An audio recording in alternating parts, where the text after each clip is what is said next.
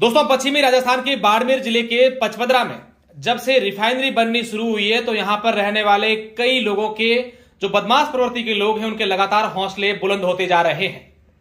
इसका मुख्य कारण यही है कि पुलिस और प्रशासन की ओर से किसी प्रकार की प्रभावी कार्यवाही नहीं होती है, जिसकी बदौलत लगातार बदमाश प्रवृत्ति के लोग अलग अलग इस प्रकार की घटनाओं को कारित कर देते हैं, जिसमें कई लोगों के साथ मारपीट करते हैं तो किसी को अगवा कर लेते हैं और किसी का अपहरण भी कर लेते हैं।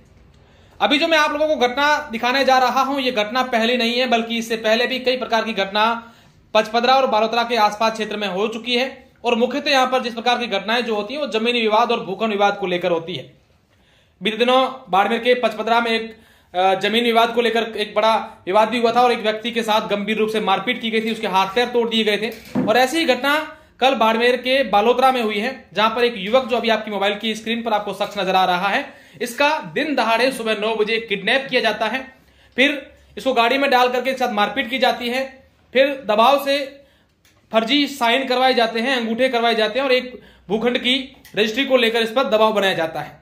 क्या पूरा मामला है इससे हम जानेंगे, लेकिन उससे पहले बता दें कि इस पूरे मामले को लेकर पुलिस ने अभी तक किसी को भी हिरासत में नहीं लिया है। सबसे बड़ी बात यह है कि इस प्रकार की घटना होने के बाद किसी की गिरफ्तारी नहीं होना, किसी को हिरासत में नहीं लेना, अपने आप में पुलिस की कार्यप्रणाली पर सवाल खड़े करते हैं। क्या नाम है आपका और क्या पूरी बात हुई थी? मेरा नाम अरुण कुमार है। मैं सुबह 9 बजे घर से रवाना हुआ तो मैं यहाँ अपनी कॉलोनी की तरफ से मुड़ा तो पीछे से कैंपर आके मेरे बाइक पे टक्कर मार दी। तो वहां से मैं गिर गया। गिरने के बाद फिर मैं देखा कि वो लाठी और सरिया लेके मेरे ऊपर अटैक करने लगे, तो वहां से मैं भागा तो आगे आके मैं फिर और गिर गया। उससे गिरने के बाद वो वापस आके अटैक कर लिया मेरे ऊपर और जबरदस्ती मेरे को कैंपर में डाल दिए। वहां से मेरे को सांबरा की तरफ ले गए, जो वहाँ पे उन्होंने साइन करवाए मेरे से और बंदूक की नोट पे और अंगूठे के निशान दिए गए। फिर वहां से मेरे को गाड़ी से फेंक के चले गए। कौन लोग थे वो, क्या हुआ थी पूरी बात? ये 2 लोग थे, टोटल 7 लोग थे।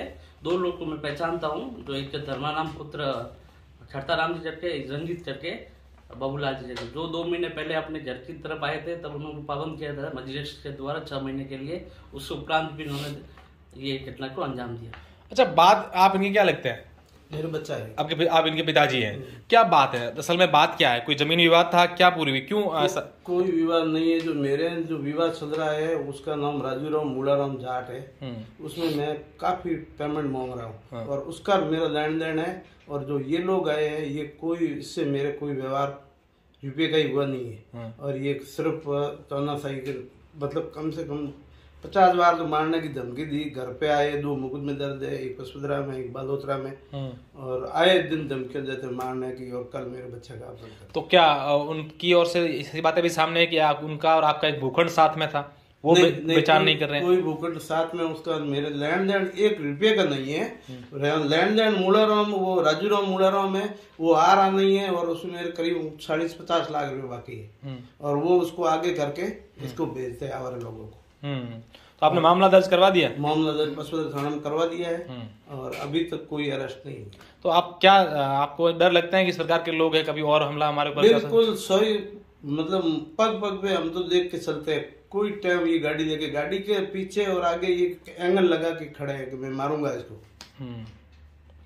बिल्कुल, आप देखिए ये जो घटना है ये बाड़मेर के बालोतरा में हुई है और बालोतरा में और पचपदरा के बीच में जो मुख्य मार्ग है वहां पर ये घटना हुई। और सीसीटीवी आपने अभी आपकी स्क्रीन पर देखे किस तरीके से एक युवक का किडनैप किया जाता है, इसका मारपीट की जाती है। कोई जमीनी विवाद है, किसी प्रकार का विवाद हो, लेकिन यहाँ ये कहीं नहीं कहा गया है कि आप विवाद के चलते किसी का किडनैप कर लो, उसका मारपीट कर लो। कानून है, कोर्ट है, लेकिन उसका सहारा नहीं लेकर के इस प्रकार की प्रवृत्ति के लोग हैं, इन पर अगर समय रहते कार्यवाही नहीं होती है तो आम लोगों में डर का माहौल जरूर रहेगा। बहुत बहुत शुक्रिया, धन्यवाद।